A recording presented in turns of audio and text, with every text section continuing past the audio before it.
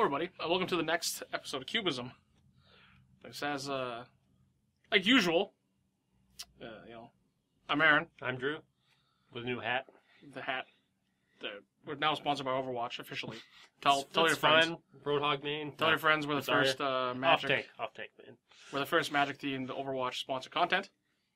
But yeah, this week we're here to talk to you about Rivals of Ixalan. That came really, really fast. It felt like 4 days. It was New Year's, so no one worked on Monday. Yeah, except for maybe you. I don't know, but. I guess I didn't work on Monday. And then I get on Tuesday, and here's a quarter of the set. Yeah, I guess the spoiler season was cut short due to holiday reasons. Obviously, didn't want to do it during Christmas and New Year's, so the spoiler season was a week. I think they pushed up the schedule because they keep releasing all these master sets. So let's just make this one week earlier, and that doesn't leave any time for spoilers. Yeah, it was kind of weird. I was kind of, on Thursday or Friday, whatever day it was, I got to work and I was like, oh, the whole set's out. Like, that seems really early. Oh, I guess the pre-release is next weekend.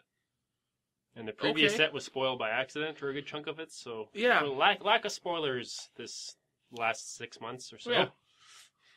So we're here to talk about those lack of spoilers. We're here to talk about the Rivals of Ixalan. In its entirety. In its entirety. It's not split up like, I guess in the past, we've been doing first impressions and then regular full review, but not this time. This time you get all this great set in hopefully a fairly condensed time. So before we get too into it, I want to thank our sponsor, the Mana Base. Be sure to check out the Mana Base for all your Magic the Gathering content, except for Vintage. Mostly Cube and Pauper. We're really good at those things. On Commander, we have James LePage. James LePage is a super good Commander writer. Standard A. Yeah, after this set, Standard A anyway, so...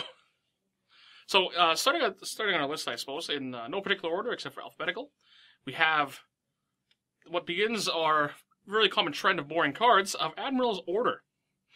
I like this card. It's a flashy cancel. Yeah. It's cancel, but, re-raid, you attack, you get one blue, Hey. We're gonna read this one off, or... I think it's a cancel. It's a cancel. And with raid, it costs one blue instead of 3. Good. So everyone's up to speed. Yeah. I like this card mostly because it's no different or no worse for a control deck, but it gives the tempo decks a chance to play this card, where otherwise they might not. Yeah, there's a world. This card's kind of cool, and maybe the red blue spells matters decks, or the blue green guys decks. This card's interesting. 3 mana, or 1 blue seems to be the bar now for counter spells. Obviously, 2 blue is too little. Anything above 3 is too much. Censor, but yeah, this one's a hard counter spell. It is. Again, there's not a whole lot to talk about. I do like the card. I'm not considering it at my smallish size of 450. I know you're a little bigger, so you have a little more room to, wiggle room. But I know you're also not a fan of Disallow.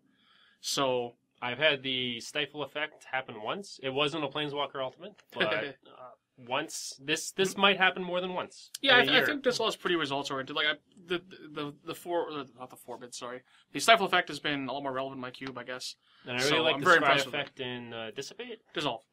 Yeah, I ran Dissolve too for a while. I kind of want to hit this critical mass of counterspells, and Admiral's Orders is definitely an interesting take on it. You play Pirates in your cube?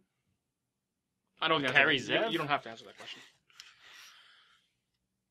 So we kind of talked about this a little bit in our 2017 wrap-up review, and that's Angrath of Flame Chained. The Rakdos Planeswalker I was excited for, but I assumed I would hate. No, we didn't mention we had Daredevil, right? In that space? I don't think so. Oh, I'm pretty sure we didn't. Yeah, whatever. Let's assume we did, because we're great content providers. So, Angrath is we expected it after the Planeswalker deck one got spoiled that we'd get a regular Rakdos Planeswalker again, which I assume was going to suck, just like a lot of them before them. Daredevil being the best of a worst case scenario. Daredevil's fine. He's better in power environments. We have a lot of artifacts to literally throw at creatures. But Angrath, the Flame Chained, is a very, I guess, modern-ish Planeswalker, if that makes sense. Like the new wave of standard Planeswalkers, these big mid-rangey. It costs 4 or 5. Or 6, like Vraska. Those kind of cards. So Angrath, I like him a lot. There's a lot of things what I have going for him that has it going for it. Drawn by Raymond Swanland. Big fan. So Angrath, the Flame Chained, is a 5 mana Planeswalker. It's a Minotaur, that's great. Starts with 4 loyalty. It's +1. Each opponent discards a card and loses 2 life. -3. Gain control of target creature until end of turn. Untap it. It gains haste. And randomly, if it's 3 CMC or less, it dies beginning the next end step. And then -8. Each opponent loses life equal to the amount of cards in the graveyard. This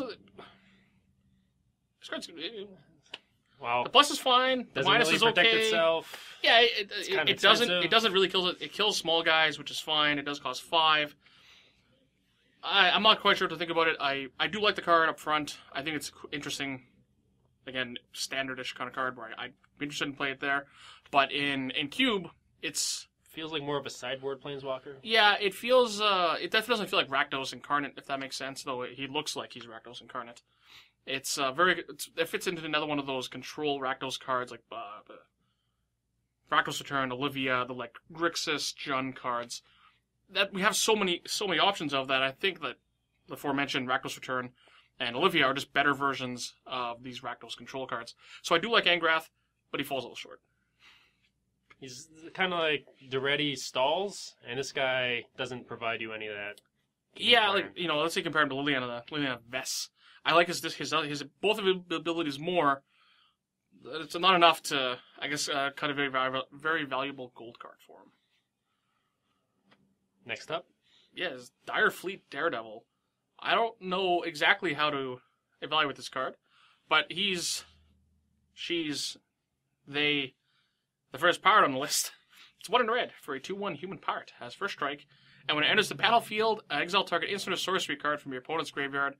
You may cast that card this turn. You may spend mana as though it were any type to cast that spell. If the card would be put to the graveyard, exile it instead. This card's kind of weird. Well, as far as our track record goes, I'm going to rate this guy at medium plus. Pretty good, but not in demand, I guess. Like, it's replaceable. I don't feel bad running this out in turn 2. It's got first strike, so the stats are perfectly fine. And when we have decent base stats, I think we gotta say, we seem pretty good. We seem to be undervaluing that lately. So our entire 2017 wrap up might have been undervaluing. Undervaluing is not the right word. Undervaluing red creatures. So this card's great. It's kind of weird. It doesn't save it. I guess you can only cast it that turn, so you don't get the cash and the counter spell, something like that. It does kind of maybe eat a draw spell or a path or like a power, obviously powerful effect like Reanimate or Ancestral Recall. Very interesting card. It's a very interesting red card, which not a lot of those exist. Well, you could eat Tempo Counterspell or something you could. And then cast something that's really relevant. Mm-hmm. These Force Spike for 2, whatever it is. I really should know the card. Spell Pierce? Spell Pierce. Yeah, and it's a cool top deck later on. Maybe you can even steal a draw spell off of it or a removal spell. So it's a red creature that's good early, it's good late. It does a bit of everything, kind of a la Abbot of Carol Keep. But I want to say it's a little more consistent because you know what you're getting, but at the same time, it's not consistent because it's 100% dependent on what your opponent's doing. 0 targets in your opponent's deck. It could have. It could just be not good. Speaking of not good. So, I don't know why there's 2 Huatlis in this block, but one of them could have been better, and neither of them were better. Well, again, I like the art. A lot of dinosaurs hanging out. It costs 4 mana. Seems great. Not great. Did we get confirmation on how to pronounce the name? No, I'm just confident now that's Huatli because everyone else pronounces it like that. For those of you who are not familiar, when during our Ixalan spoiler, I was trying to Google Translate how to pronounce this card, and I didn't really get very far. Nah, we got it, I think it was Huatli. Yeah. So it kind of really gotta roll. You gotta roll it a bit, but it's kind of settled on Huatli, and Huatli Radiant Champion. So I guess she's less mad, more happy. She is reminds me of Gideon Champion of Justice. So it's the Gideon we don't talk about. Yep, that one. So it's 2 green-white starts at 3 loyalty. +1, get a loyalty counter for each creature you control, instead of, I guess, your opponent, like Gideon. -1, target creature gets +X on turn, where X is the amount of creatures you control. And then -8, you get an emblem. Whenever you cast whatever a creature enters the battlefield, which is better than cast, obviously, you draw a card. So I guess this card wants to go wide, play it, cash in the emblem, keep going wide. It's obviously, got a theme on it. It does. So I think in a constructed theme. world, maybe there's a world where this card's cool. Unfortunately, in Cube, it's much less consistent. It doesn't actually do anything. I do want more Selesnya cards. We got that 2-mana dinosaur. That was kind of close. Not close. The one that needed to be a 2/3 with enrage, so it actually survives combat. Yeah, it doesn't survive combat. I guy's not looked making at the that. cut. I stared at it for a few seconds. I wanted to put it on the list. I was like, we're already talking about other bad it's a Selesnya 2/2. cards. Yeah, again, I want... I appreciate them making the effort, but I got no time for Huatli. I think this might be the most... Polarizing? I don't want to say polarizing, but the most talked about card in the set. Or at least, maybe not talked about card. People are excited about it. It's a Merfolk. Everyone loves Merfolk right now. I'm selling infinite Merfolk cards right now. And Commander, Modern, Standard, everything. So, Jadelight Ranger is a 1-green, 2/1 Merfolk Scout. When it comes into play, 2 explores. I wonder if they intended for that to be the joke that 2 explores is. Honestly, they probably had it attached from the previous set, and they pushed it to this set. It's probably like the first thing that came to someone's mind. Yeah. So this card's interesting on face value when you read it the first time. It explores twice. It kind of does card advantage. It's a 3-drop. It kind of does a bunch of things. In maybe a constructed environment, this card's a little cooler. Now, I don't think Drew or I have resolved an Explorer once. In terms, I mean the ability. I've never played Ixalan Limited. You've probably never played Ixalan Limited. So I'm not gonna lie to you. I've watched a bunch of it. I like to watch Sealed. I at least have no opinion on how good Explorer is. From my lack of experience, I'm going to state that this feels, in my core, at a type of a card that you will cast, you will want to get a certain result, and you will not get it the majority of the time, and it will feel bad. And I don't know if I would include that type of card. So this card's interesting. Obviously, if you play it on curve, you more often than not, I guess depending what the board is, I need it to be a 4/3. The odds of it being a 4/3, not that good. I draw a late game. I'd rather cash in lands or to filter my draws. It might not do that. Maybe I want a bit of both. The odds of it ever turning out to be the result you want are very slim. It's an interesting card. It has nice art. I'm not, again, I've never resolved anything with Explore once in my life. I'm gonna try it. It's not that different from Scrying, so... Yeah, I'm gonna try it out, but people seem fairly sold on it, at least in terms of constructed. Even though this is literally a review, I want to reserve judgment on this card and kind of talk about it after a little bit of testing. But I think this card's one of the cards that I think I'll need to test the most to kind of get. I'll leave it to you. Back to boring cards, because at least Jadelight Ranger is an interesting card. Martyr of Dusk. It's a carrier throw. But you can't sack the 1/1 for mana. But it has lifelink. I play carrier throw. Yeah, I know you do. The black guys are kind of not great. White, so. 2-drops are fine. This one costs 1 and a white, so it's easy to cast. Its body's medium. It's 1 and a white, 2/1. When it dies, you get a 1/1 lifelink vampire. I think if you're pushing either vampires or soldiers for whatever reason, this guy's probably up your alley. I think even if you're deep in tokens, it's like not bad. Yeah, I don't know. It's an interesting card enough. It replaces itself. The card's not a nothing. White could use some new guys anyway. This card's really boring, but probably the best card in the set. It's probably the best card in Limited. It might be one of the... I was going to say best card in Standard, but it's a little ahead of myself. Is it the Scarab God? It goes really well with Scarab God. And that's Ravenous Chupacabra. Another very boring great card. I still run Necrotal. I no longer run Necrotal. I think everyone fully agrees this is a great card, and the discussion is more about how many of these type effects do you run at 2 black? Yeah. My answer is 1, but... I run Skinrender and Necrotal at the moment. If I had to choose any of the 3, I guess it's the Chupacabra, but I'm going to probably continue to still run Skinrender and Chupacabra. Who was it that had the rant on this? I posted something to Reddit today. Who was it again? Patrick Sullivan. So I'm going to hopefully have a card linked on YouTube here. If you're listening to it, then it'll be in the description. But he has an 8-minute rant during a Star City stream that just calls out Wizards for the lazy design that is this card. And I think he sums up Standard really, really well, and the kind of why Standard is the way it is, and why people think that Energy is this big powerhouse deck, or not powerhouse. It's oppressive, which you may or may not agree with. But I think it's an excellent discussion to be had. It absolutely is. I think it definitely, for someone who doesn't play Standard as much as I wish I could, it definitely opens my eyes a little more to, without having played or tested it, to get more of an insight on it. And I think it's a really, really interesting design perspective that I recommend checking out. I know you posted on the Cube subreddit, which it's got a handful of people talking, and I was posted on the main Reddit, got a lot of people talking. Yeah, I cross-referenced it from the main subreddits, and I don't read or listen to a lot of things there, but I did last night, and was like, hey, this is a great discussion that needs to be had, or at least looked at. And it's great for Cube, it's great for Standard. Yeah, he talked about these cards like I guess, I don't want to say 2-for-1 meta, but the creatures just coming into play replacing themselves. It's actually kind of how we talked about in our last review. We kind of brushed up on one of the things I wanted out of White was good 4 and 5 drops that weren't Baneslayer or Hero like those cards. Because those cards are good, they're powerful, but you need to be able to come back to your turn for them to be good.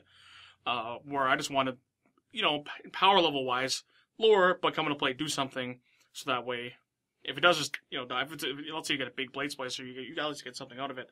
Where, I guess, just check it out. Just watch it. I think it's very informative. 8 minutes, well time spent. Well worth time. Absolutely. Yeah, he can do it way more justice than we can. In terms of Cube, it's great. If you play Necrotal, you should probably play this card. I like the flavor of he kind of goes into it a little again here, so I'll spoil it a bit, but of something like Azor, or who was it, that I think it was giant dinosaur who's as big as space, so big as his reach, comes into play, untaps all your lands. He's just out for a walk, and then what does he stumble by in a dark alley? This mangy dog rummaging through the trash, and eats him. So, who knew that the best tribe in Ixalan was Chupacabra? They have the best cards. It's like a legendary creature type, right? Yeah. So, back to boring cards. I guess Chupacabra is also a boring card. Might be the boringest card, and that's Skymarcher Aspirant, the first card on our list with Ascend. So this card has Savannah Lion stats, but it's a vampire soldier, so it benefits from both being tribal vampire and not human, which is not good. Never mind, it's bad. You want it to be human. Humans are good. So it has Ascend, so if you control 10 or more permanents, you get the City's Blessing for the remainder of the game, which is like an emblem. And then as long as you have that emblem,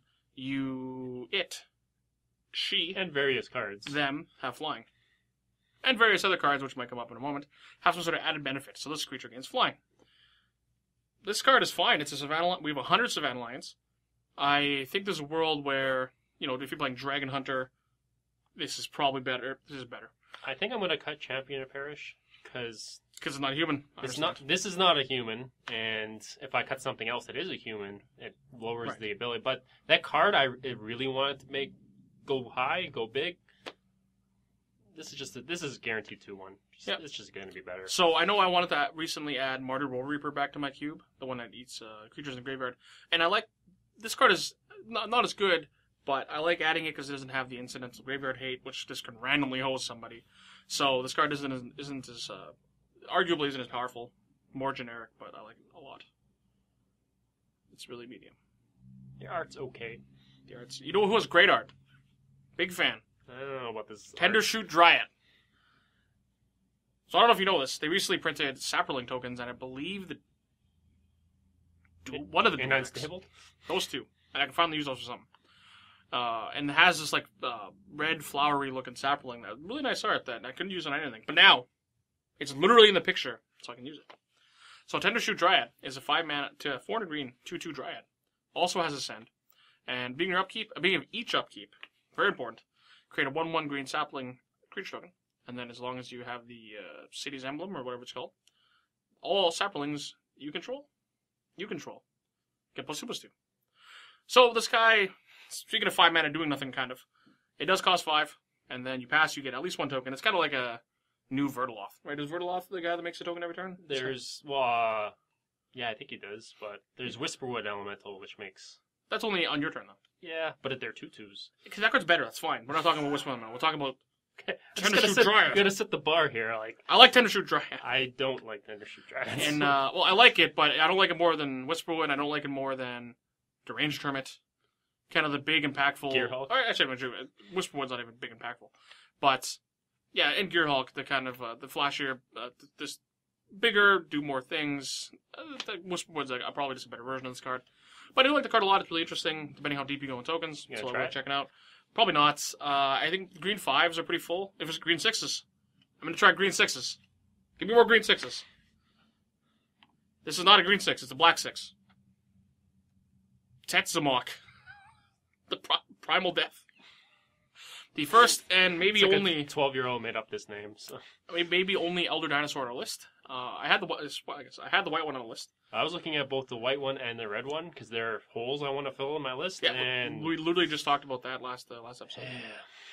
Yeah. The white one is, this is a cool reanimator target, but like that kind of dies everything. Doesn't have indestructible or haste. It's more expensive than my current one I want to replace. Yeah, okay. Anyway, back to Tetzamok, the Primal Death guy. So it got spoiled pretty early on, which is really interesting. It's it's 4 black for a 6/6 Death Touch. Elder Dino. I keep calling them dragons. That's fine. But whatever, dinosaur. So you may pay a black, reveal it from your hand, and put a prey counter on target creature. Activate this ability only during your turn, and then when it enters the battlefield, not when you cast it. Destroy each creature your opponent controls with a prey counter on it. So, I guess if you have it in your opening hand or early on, you get to kind of use your extra mana, hopefully, to kind of set up the prey counters. And then on 6, you get to play the Primal Death, who then eats, or stomps on, or does something to kill them all. This is extremely powerful in regular sealed. Like, oh yeah, big time.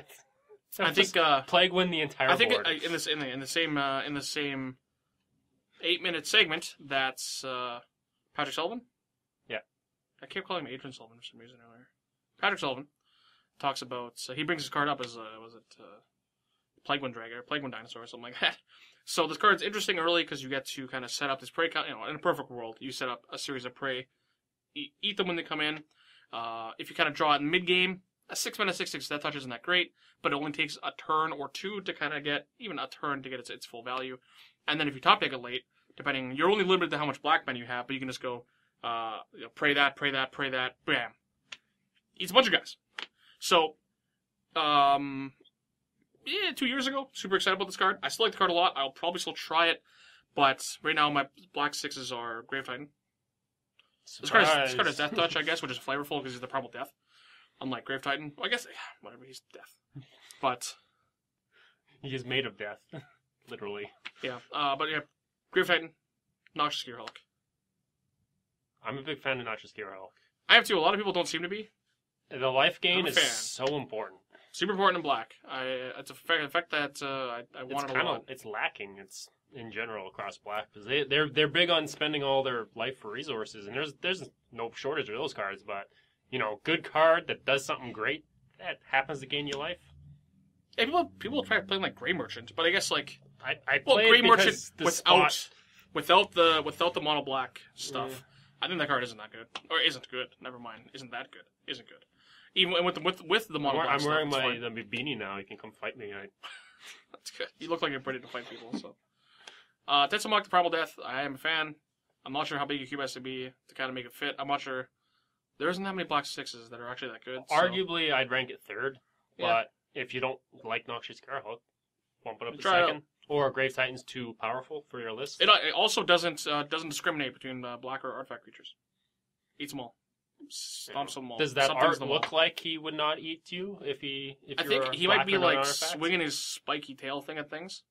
Shish kebab. It's a good way to eat things. I like eating things on a stick. Mm-hmm. Or a bun. So next up we have Thrashing Brontodon. It's 1 green, a 3/4 dinosaur.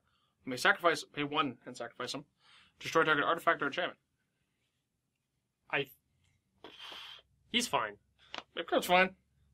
I think we have a lot of this type of effect in green now across the entire board, especially in the 3-drop slot. And I don't know if you actually need it. I don't think so either. I do like that it's both. It's not just one or the other. I think bigger lists will appreciate this card a little more, where you can't always have Reclamation Sage, the one that kind of does double duty. If you play the kind of the aggressive deck, he kind of does double duty doing that. He's it's got great base a pretty stats. Big body for 3, and then it has a very good effect for 3. So it's kind of the worst part about him is maybe the casting cost. Maybe if they went 2 green and then made it green to sacrifice him. Yeah, I think that I'd probably be more into run him then if he was 2 and a green and then a green to sacrifice. But yeah, whatever. This card's fine. I'm happy it exists. I won't play it initially. The art's not great. It's very boring. He's kind of hanging out in a tent or something that he. No, it's like a ship that he's got his foot in his ship. Getting on. That brings us to the last card on our list. At least our list, and that's Vona's Hunger, which was the first card spoiled with Ascend. So Vona's Hunger is a 2 and a black instant, has Ascend. So they're all, if you control 10 or more permanents, you get this effect. It's an instant. Each opponent sacrifices a creature. If you have the city's blessing, instead they sacrifice half their creatures rounded up, which is a pretty powerful effect. I assume this card, assuming there's a control-ish deck in Standard, this card's pretty cool. It's good early. It's good late. For 3 mana edicts, I don't think we need them in Cube. There's what's the other one that gains life? Speaking of gaining life, the Innistrad one. There's also the down one that if you have a dragon. That one's worse. I'm forgetting the one that gains life. But there's one from Innistrad, it's an uncommon to gain life. Can't remember what it is, but that exists. Anyway, so we have Chainer's Edicts, we have Diabolic Edicts, you can play the Zombie Innocent Edicts. Blood. Innocent Blood, yeah, play the Zombie Edicts. I don't know which. Liliana. Liliana's a good edict. So this card's a cool card. I really like the Ascend mechanic. Depending how. It feels like the Ascend is, you want it to be in the control decks, but it's better in the decks that have creatures out. Yeah, it's weird to kind of, like the green guy. The green guy that makes saplings every turn. He not only is he good in that deck because you get to go wide fast, but he also makes creatures for you to go wide. So even as soon as you get your turn back, he's at minimum created 3 permanents. Yeah, you might get Ascend a turn after you play him. Yeah, so that's another it's another good thing about that card, which I can't remember the name of. That card's cool. Big fan. Bonus Hunger. Me. I can't remember the Innistrad card. It's really bugging me. Hey, you brought it up. So. It's fine. Another time, I guess. So, I guess overall the set has been, honestly, for how excited I was about Ixalan and how Ixalan performed, I wasn't very excited about looking at the set as a whole. It seemed it went way, way, way deeper into the tribal mechanics. It's a smaller set. Because of that, there's a few outliers that aren't tribally themed, and then the Ascend mechanic also, unfortunately, doesn't translate super well to Cube. I think it seems like more of a constructed thing, or unless it does it literally itself, like that the green creature we talked about. So, unfortunately, especially the themes were very, very if it was human-y, maybe there's a little bit of help, but outside of that, it being very tribal wasn't the best for us. Also, the flip cards, which was the thing I was most excited for, all kind of fell flat. There was a couple I was rooting for, and they're so difficult to get the they're ideal great scenario casual cards, where you want to get that going. Yeah. There's that Volrath Stronghold one. The green black one? Yeah. That was cool. It puts it into play. That's sweet, but you have to play this front face aura that is just bad. And then you eventually get this land. The land's very powerful, but and then the white black one was bad. The artifact, yeah. I was so excited. It was one of the things that I like the most about Ixalan. That I guess they just pumped out all the gold ones in this set, the multicolored ones, and I wasn't that excited about any of them, unfortunately. They usually have to be, their goal, they have to be really pushed. Yeah. Or they're not great. Yeah. The Planeswalkers, I do like Angrath. I like a lot about that card. I don't think it's quite there for Cube, though, unfortunately. Huatli was a rather big miss. Am I forgetting a mechanic? I think I'm forgetting mechanic. I don't think I am. Let's assume I'm not. But, again, so kind of going into Ixalan, it being a tribal set, we kind of had our hopes, didn't have our hopes up, but ended up performing. Unfortunately, Rivals of Ixalan seemed to show Ixalan's true colors, and is a heavy tribal set. That being said, not a great Cube set. I think a very good casual set. I know in terms of Standard, beyond this mangy dog, probably being a huge force in Standard, these cards will probably not be that good until rotation. Just energy is just energy. It's just the most efficient package and everything. So again, not super excited about Cube. Excited about it and everything else. But that's not what we're here for. We're here for Cube, so that sucks. I can't think of... D+, C-. Is D+ a actual thing, a mark you can get? Yeah, we can get an F. So you have... Oh, I assume so. But I don't know rate this set. I'm going to say, I don't like being too negative on stuff, but I'd say 3 out of 10 in terms of Cube. That's where I'm at. I'm trying to relate it to a Magic card, but... Yeah, I don't know. Then now I have nowhere to go with that. So All right, just cool. move on. So yeah, Rivals is fine. I think in all of 17, especially if you watched our review from whenever it was released, hopefully not that long ago. We don't control when they go up right now, kind of. So 2017 was great. You know, every set we had something pretty great out of them. So hopefully there's some sort of something we just overlooked. Maybe Direfleet Daredevil's insane. Who knows? But It would be on theme it would be we underrating red creatures for was days.